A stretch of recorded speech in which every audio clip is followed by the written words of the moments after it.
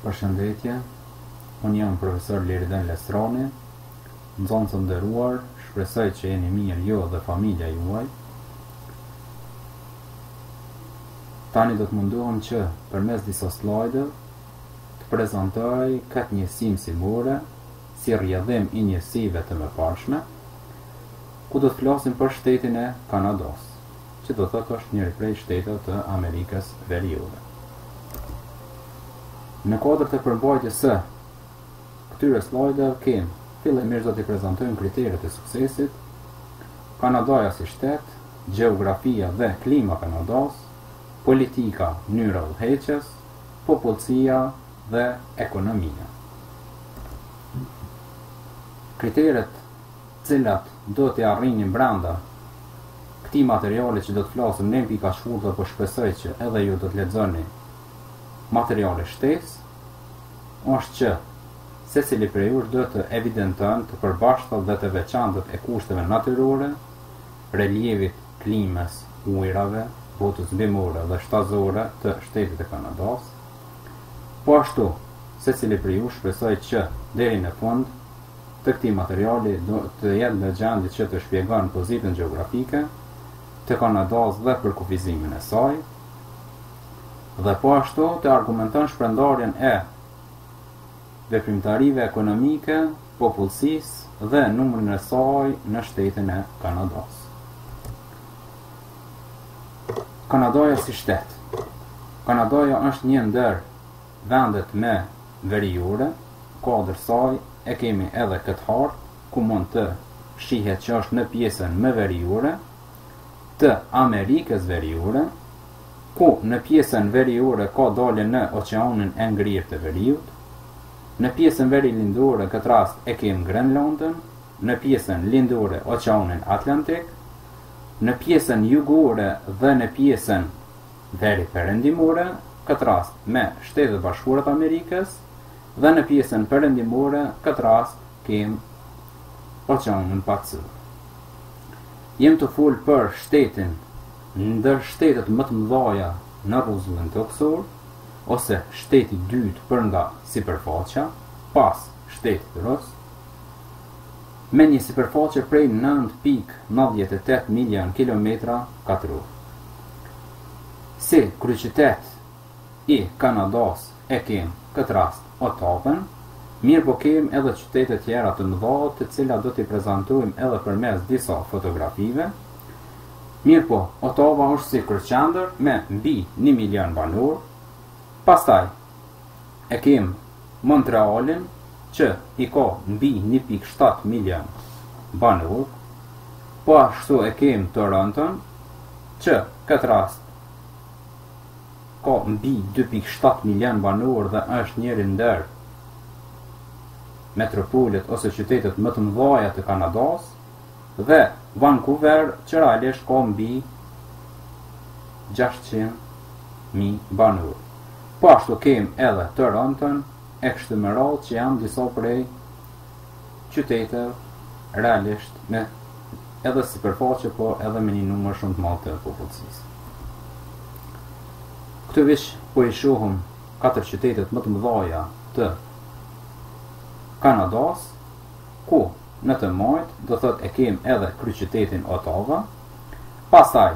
në të djathtë e kem qytetin Toronto, pastaj Montreali do thot në këtë fotografi që shihen që janë qytete jashtëzakonisht shumë piktoreske, por në njëjtën kohë edhe me një standard shumë të lartë, dhe krejt në fund e kem Vancouverin, që realisht është një qytet me një numër jo shumë të madh të popullsisë, por realisht mbi 600.000 banor, por në këtë rast një qytet jashtëzakonisht shumë i zhvilluar. Te gjeografia e Kanadas, do thot, e banu një përkufizim edhe më herët, ku tham se në pjesën më jugore kem këtë rast Shtetet e Bashkuara të Amerikës, pastaj njëtën ku Alaska është pjesë përbërëse e Shtetet Bashkuara të Amerikës, që është në veri perëndim. Mirë po, ajo që na intereson më tepër është pjesa veri lindore, e cila përndryshe quhet edhe mburoja kanadeze, Pastaj e shohim se pjesa qendrore është kryesisht pjesë me relief të ulët, e cila në këtë rast posaçërisht në këtu hapësira është jashtëzakonisht shumë pjellore, që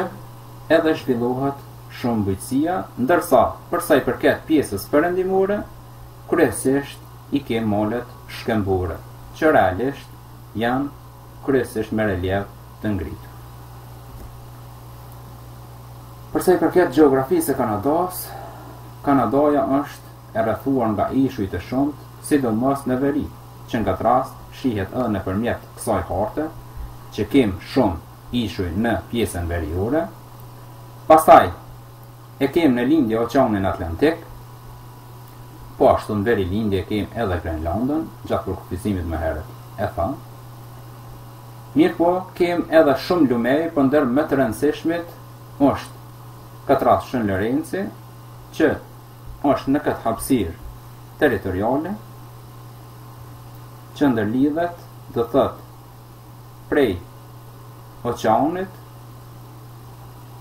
këtë rast oqeaneve të mbaja, e deri tek realisht pjesa liçene, është grugdera në pjesën e oqeanit Atlantik. Në kuadër të saj,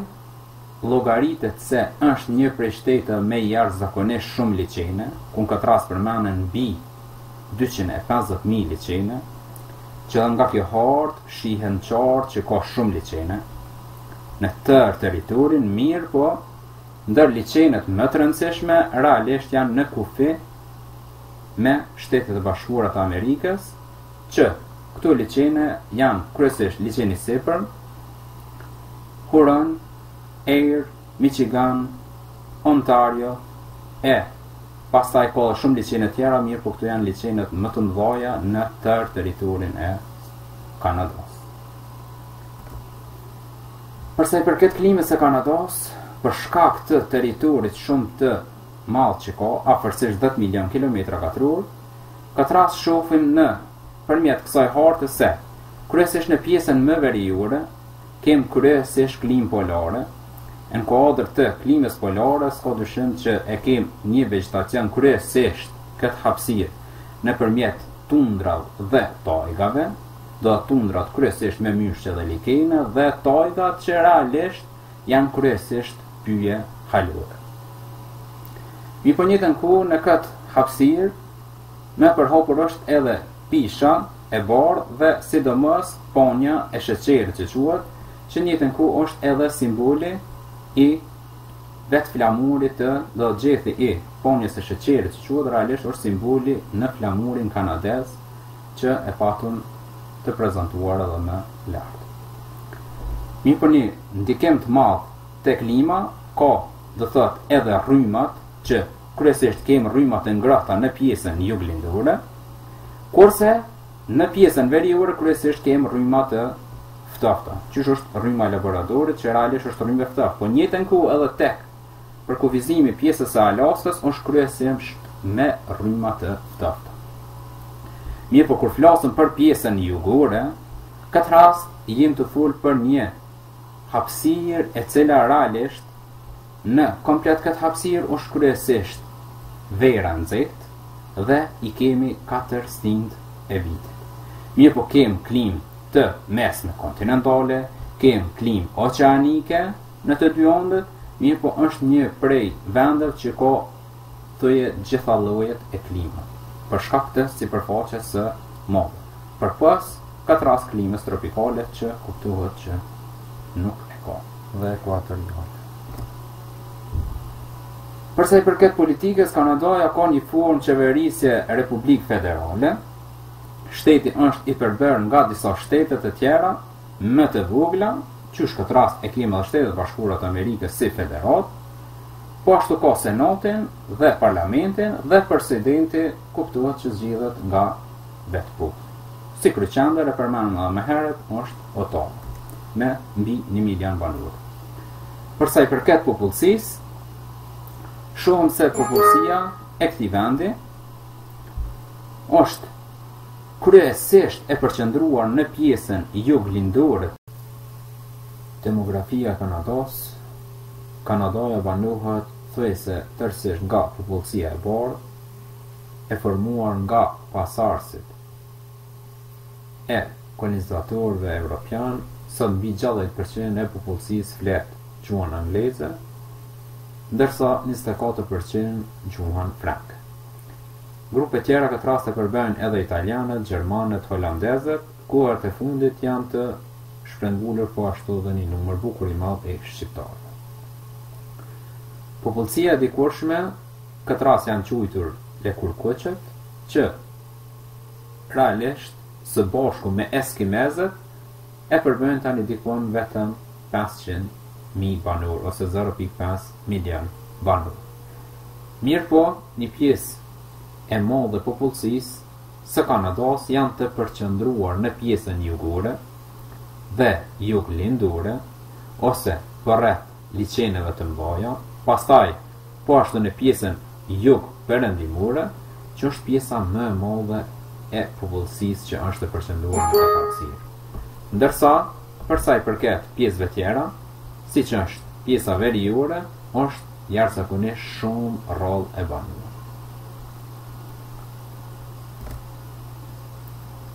Në kuadër të demografisë ose popullsisë, e shohim se ndryshimi i popullsisë këtë rast është bukur i madh.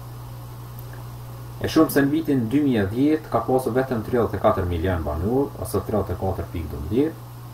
ndërsa tani afërsisht i ka 38 milion banor. Mirë po e shohim se gradualisht ka shku duke u rrit numri i popullsisë për pas mes vitit 2018 dhe vitit 2019. Mirë po përsa i përket strukturës këtë rast gjinore, e shohim se është thëje se e balancuar 50-50,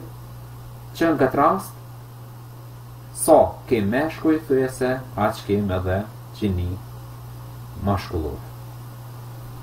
Mirë po, në këtë rast e shohim te struktura moshore, realisht popullsi më tepër kem prej moshës 20 deri në moshën këtë rast 64 vjeçar, që realisht është kryesisht mosha e mesme me numrin më të madh të popullsisë. Në vitin 2019 këtë rast tipet ka shifër 37.4 milion banor, por realisht vitin 2020 thoya se ka arrit në 20 milion banor, sipas disa të dhënave me disa befaqe tjera. Aspektin ekonomik, Kanadaja qëndron jashtëzakonisht shumë mirë, që është një ndër 7 vendet më të industrializuara të botës. Zhvillimi i saj ekonomik i përket kohëve të vona dhe ka ndodhur në saje të lidhjeve të ngushta, do thotë ekonomike me ekonominë e Shtetit Bashkuar të Amerikës. U zgjerua sektori industrial minerar, nën toka e Kanadas është jashtëzakonisht shumë e pasur, këtë rast me ari, argjend, hekur, nikel, uranium dhe burimet energjetike siç është gjymyri, gazi natyror dhe nafta. E në rast se flasim për të ardhat për kokë banori, këtë rast e shohim se në vitin 2019 ka pasur mbi $50.000 për kokë banori, që hyn në radhën e shteteve me të ardhat shumë të larta për kokë banor. Po kur flasim për lëvizjen e zhvillimit ose GDP-s posaçërisht, e shohim se ka pas ndryshime ndër vite. Mirë po ajo që shihet në shikim të parë këtë rast shihet vitin 2008-2009, që realisht ka pas rrëmje të madhe në GDP-n e këtij shteti, po jo vetëm në GDP-n e këtij shteti, por kjo ka ndodhur për shkak të krizës botërore që ka ndodhur gjatë kësaj periudhe, që realisht e shohim se ka pas këtë rast shtim negativ për sa i përket rritjes ekonomike. Mirë po kjo ka ndodhur të rruzën toksor, që fatkeqësisht është duke ndodhur edhe tani për shkak të virusit korona, që realisht e shohim se kjo friksionat që do ta kalon edhe vitin 2008-2009, për arsye se është ndër kohët që realisht mendoj që më së shumti ka me pas rrëmje ekonomike jo vetëm për Kanadon, mirë por në të rruzën toksor. Në kuadër të zhvillimit ekonomik, s'ka dyshim se Kanadaja është një prej vendeve shumë të pasura me zhvillimin e industrisë së drurit, qysh i përmendur më herët Tajgat. E në kuadër saj përmendet që prodhon 30% të letrës që përdorin gjitha gazetat e botës. E në kuadër saj të zhvillimi kultura bujqësore, vetëm 10% e territorit, mirë po, sipërfaqja e Kanadasë përmendur që është afërsisht 10 milion kilometra katror, dhe 10% edhe përkundër faktit që shihet që ka shumë pak përqindje të toka bujqësore, po prapë se prapë, kur është sipërfaqja e madhe, këtë rasti hapësira bujqësore. E, përsa i përket zhvillimit të bujqësisë, kryesisht do thotë prodhon grur, që është ndër vendet e para, pasaj elb, tërshër e shumë produkte tjera. Mirë po në aspektin e zhvillimit ekonomik, këtë rast kanë bashkëpunuar Meksika, SBA dhe Kanada, që shkurtesa saj quhet NAFTA,